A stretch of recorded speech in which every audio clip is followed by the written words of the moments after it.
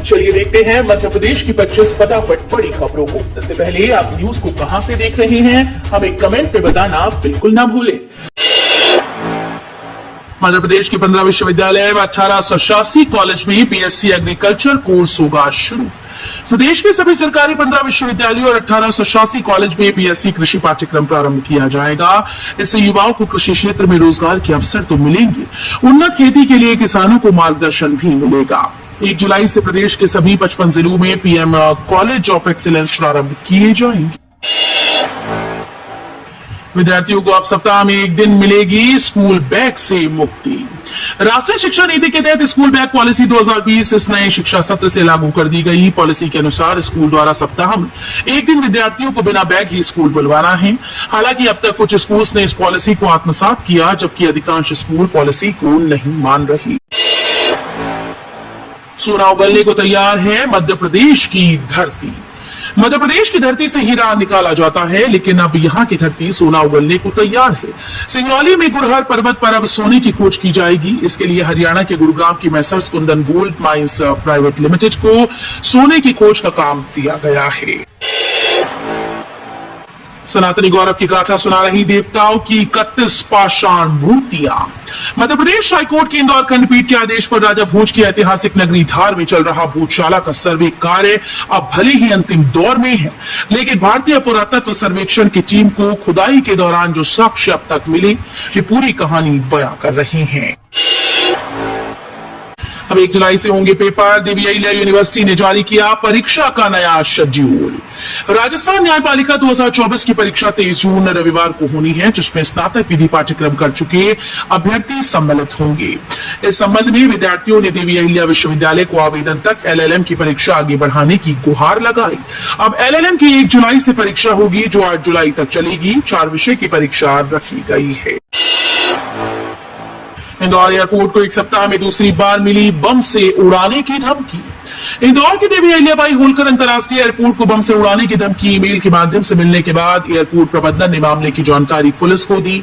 इसके साथ ही एयरपोर्ट की सुरक्षा में तैनात सीआईएसएफ टीम ने भी एयरपोर्ट पर सर्चिंग अभियान चलाया। मध्य प्रदेश 416 सब स्टेशन पर बिजली मुख्यालय रखेगा निगरानी। Madhya Pradesh power transmission company विद्युत लाइन की ड्रोन से पेट्रोलिंग के बाद अब एक कदम आगे बढ़ाते हुए ट्रांसमिशन कंपनी सब स्टेशन की सुरक्षा के लिए तीसरी आंख यानी सीसीटीवी कैमरे से निगरानी रखेगी। कंपनी ने शक्ति भवन कंपनी मुख्यालय जबलपुर में बैठकर ही प्रदेश के सभी 416 विद्युत सब स्टेशन की गतिविधियों पर नजर रखने की तैयारी कर ली है।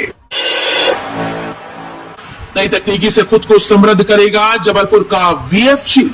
आयुष क्षेत्र में देश की अग्रणी वाहन निर्माणी जबलपुर और सूचना प्रौद्योगिकी डिजाइन के क्षेत्र में अव्वल पंडित द्वारका प्रसाद मिश्रा भारतीय सूचना प्रौद्योगिकी डिजाइन और विनिर्माण संस्थान जबलपुर ने शुक्रवार को एक अनूठी पहल करते हुए समझौता ज्ञापन पर हस्ताक्षर किए।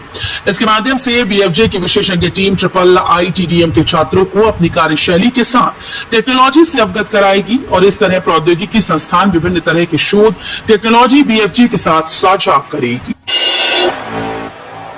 गृह विभाग जांचेगा स्टॉक, 30 दिन में बड़ा हिस्सा तोड़ेंगे तब तक कारोबार नहीं।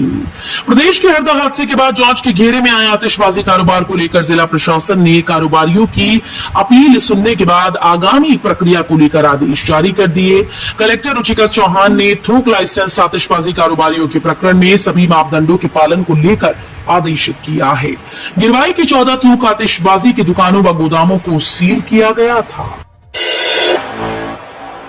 पूर्व सीएम कमलनाथ ने भाजपा सरकार पर धान की एमएसपी को लेकर किसानों से छल करने का आरोप लगाया। केंद्र सरकार की 2024-25 के लिए 14 फसलों के लिए जारी एमएसपी को लेकर प्रदेश में सियासत शुरू हो गई। पूर्व मुख्यमंत्री कमलनाथ ने भाजपा सरकार पर निशाना साधा। उन्होंने सोशल मीडिया पर लिखा कि भाजपा सरकार का किसानों से छल जारी है। अपनी गुरु की स्मृति में आयोजित कार्यक्रम में शिष्या देंगी स्वरांजलि। आयोजन 29 जून को। कला समूह भोपाल ग्वालियर घराने की विख्यात गायिका विदुषी वीणा सहस्त्रबुद्धे की स्मृति में प्रत्येक वर्ष किए जाने वाले शास्त्रीय संगीत का समारोह आयोजित करने जा रहा है। शनिवार 29 जून को स्थानीय कुक्कुट भवन सभागार में आयोजित इस समारोह में अपने गुरु को स्वरांजलि देंगी। जन को जोड़ेंगे फिर करेंगे विधानसभा में आक्रमण, कांग्रेस ने की तैयारी। लोकसभा में करारी शिकस्त पाकर तिलमिलाई हुई कांग्रेस ने अब आक्रामक रवैया अपनाने की तैयारी कर ली। सत्ता पक्ष को घेरने के लिए पार्टी ने छोटी छोटी जानकारियां जुटाने की तरफ कदम बढ़ाए। इसके लिए प्रदेश की आम जनता और विभिन्न घोटालों से पीड़ित लोगों को भी जोड़ने का प्रयास किया जा रहा है। नरसिंह घोटाले पर विधानसभा के मानसून सत्र में सरकार को घेरेगी कांग्रेस। मध्य प्रदेश विधानसभा का मानसून सत्र हंगामेदार होगा। इस सत्र में कांग्रेस नरसिंह घोटाले पर सरकार को घेरेगी। इसको लेकर कांग्रेस ने तैयारियां शुरू कर दी हैं। विधानसभा में नेता प्रतिपक्ष शुभम सिंघार ने जनता से नरसिंह घोटाले को लेकर जानकारी मांगी। इसके लिए उन्होंने व्हाट्सएप नंबर जारी किया, साथ ही ईमेल आईडी भी दी है। अमरवाड़ा में नामांकन के अंतिम दिन 8 पर्चे दाखिल, कुल 17 ने भरे 26 नाम निर्देशन पत्र। छिंदवाड़ा जिले के विधानसभा क्षेत्र अमरवाड़ा में उपचुनाव के लिए शुक्रवार को अंतिम दिन 8 नामांकन पत्र प्राप्त हुए। 14 जून से अब तक कुल 17 अभ्यर्थियों ने 26 पर्चे दाखिल किए। प्रदेश के मुख्य निर्वाचन पदाधिकारी अनुपम राजन ने बताया कि इन सभी नाम निर्देशन पत्रों की समीक्षा सोमवार 24 जून को की जाएगी। एनसीटी और जिवाजी यूनिवर्सिटी के प्रमुख को एसटीएफ ने थमाया नोटिस। मध्य प्रदेश में नर्सिंग कॉलेजेस की तरह बीएड डीएड कॉलेजेस के फर्जीवाड़े के मामले में एसटीएफ ने एनसीटी और प्रदेश की जिवाजी यूनिवर्सिटी के प्रमुख को नोटिस जारी किया। बहुचर्चित इस फर्जीवाड़े मामले में ग्वालियर अंचल के 6 कॉलेज पर एसटीएफ ने एफआईआर की। नोटिस जारी करने के बाद एसटीएफ ये भी पड़ताल करेगी कि फर्जी कॉलेज अब तक कितनी डिग्रीज बांट चुके हैं।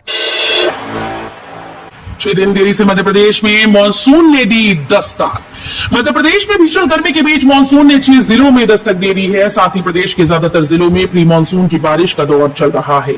इससे लोगों को गर्मी से राहत मिली। शुक्रवार को दक्षिण पश्चिम मानसून मध्य प्रदेश के पांढुर्ना, सिवनी, बालाघाट, मंडला, डिंडौरी, अनूपपुर जिलों में प्रवेश कर गया। इस्कॉन में होगी ऐसी पूजा जिससे भगवान होंगे बीमार। भगवान जगन्नाथ की यात्रा भले ही आगामी 7 जुलाई को धूमधाम से निकाली जाएगी, लेकिन इससे पहले इस्कॉन मंदिर पर ज्येष्ठ शुक्ल पक्ष की पूर्णिमा को एक ऐसा विशेष अनुष्ठान होगा जिसके बाद भगवान से जगन्नाथ, बलदेव और सुभद्रा महारानी बीमार हो जाएंगे और फिर 14 दिन तक उनका उपचार चलने के बाद वे 15 दिन भक्तों को दर्शन देंगे और रथ यात्रा के रूप में शहर में निकलेंगे।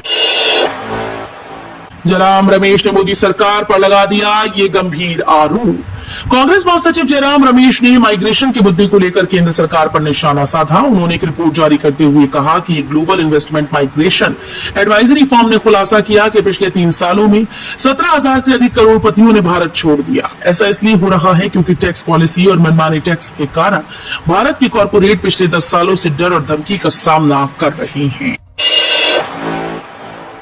गलवान मामले पर आया विदेश मंत्रालय का बड़ा बयान। गलवान घाटी में भारत और चीन के सैनिकों के बीच हुई झड़प के बाद से सरकार लगातार ड्रैगन को सबक सिखा रही है। इस बीच एक प्रेस कॉन्फ्रेंस के दौरान विदेश मंत्रालय के प्रवक्ता रणधीर जायसवाल ने कहा कि गलवान के संबंध में हमने पहले भी कहा है कि 2 तरफा बातचीत चल रही है, एक आर्मी टू आर्मी और दूसरी राजनीतिक स्तर पर। हम चाहते हैं कि सीमा पर शांति हो।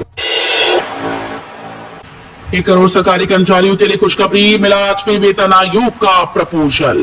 केंद्र सरकार को 2024 के पूर्ण बजट से पहले 8वें वेतन आयोग बनाने का प्रस्ताव मिला। 8वें वेतन आयोग का प्रपोजल मोदी सरकार को भेज दिया गया ताकि वेतन आयोग केंद्र सरकार के कर्मचारियों और पेंशनर्स के लिए बेसिक वेतन, भत्ते, पेंशन और अन्य फायदों की समीक्षा कर सके। बजट जुलाई के अंत में पेश किया जाएगा। भाजपा राज में पेपर लीक बन गई राष्ट्रीय समस्या, प्रियंका गांधी का केंद्र सरकार पर निशाना। नीट यूजी 2024 पेपर लीक मामला तूल पकड़ता जा रहा है। देश में कई जगहों पर छात्र प्रदर्शन कर रही हैं। छात्रों के प्रदर्शन के बीच कांग्रेस नेता प्रियंका गांधी ने एक्स पर पोस्ट कर केंद्र सरकार को निशाने पर लिया। प्रियंका गांधी ने केंद्र सरकार को आड़े हाथों लेते हुए लिखा कि भाजपा की सरकार हमारे देश के युवाओं को कुशल और सक्षम बनाने की जगह उन्हें कमजोर बना रही है। केंद्र सरकार ने दालों के दाम नियंत्रित करने के लिए लगाई भंडारण सीमा। केंद्र सरकार ने जमाखोरी रोकने व उपभोक्ताओं को किफायती दाम पर दाल उपलब्ध कराने के लिए कुछ दालों पर भंडारण सीमा लगाने का आदेश जारी कर दिया है। ये सीमा लागू हो गई है। इस आदेश के तहत सभी राज्यों और केंद्र शासित प्रदेशों के लिए 30 सितंबर 2024 तक काबुली चना सहित अरहर और चने के भंडारण सीमा निर्धारित की गई है। नई पीएम कुसुम सोलर पंप योजना फेज 2 के लिए एप्लीकेशन हो गई शुरू। भारत सरकार ने किसानों के लिए कई योजनाएं शुरू कर दी, जिनमें से एक पीएम कुसुम सोलर पंप योजना है। सरकार ने अब कुसुम सोलर पंप योजना चरण 2 के लिए एप्लीकेशन जारी कर दी। ये योजना किसानों को सोलर पंप लगाने में मदद करती है, जिससे बिजली का बिल कम होता है और सिंचाई के लिए मुफ्त बिजली मिलती है। सोलर पंप इको फ्रेंडली है और फॉसिल फ्यूल पर निर्भरता कम करते हैं। Madhya Pradesh nursing registration council की तत्कालीन रजिस्ट्रार सुनीता शिजू सेवा से बर्खास्त। मध्य प्रदेश नर्सिंग संस्थान की मान्यता में अनियमितता मामले में बड़ी कार्रवाई की गई। मुख्य कार्यपालन अधिकारी व अधिष्ठाता गांधी चिकित्सा महाविद्यालय भोपाल ने तत्कालीन registrar Madhya Pradesh nursing registration council और वर्तमान स्टाफ नर्स सुनीता शिजू को बर्खास्त कर दिया है। शिजू वर्तमान में चिकित्सा महाविद्यालय दतिया में स्टाफ नर्स के पद पर पदस्थ थी। नर्सिंग काउंसिल में पदस्थ रहने के दौरान अयोग्य नर्सिंग कॉलेजेस को मान्यता देने में अनियमितता का मामला की जांच में पुष्टि होने के बाद उनके खिलाफ कार्रवाई का निर्णय लिया गया।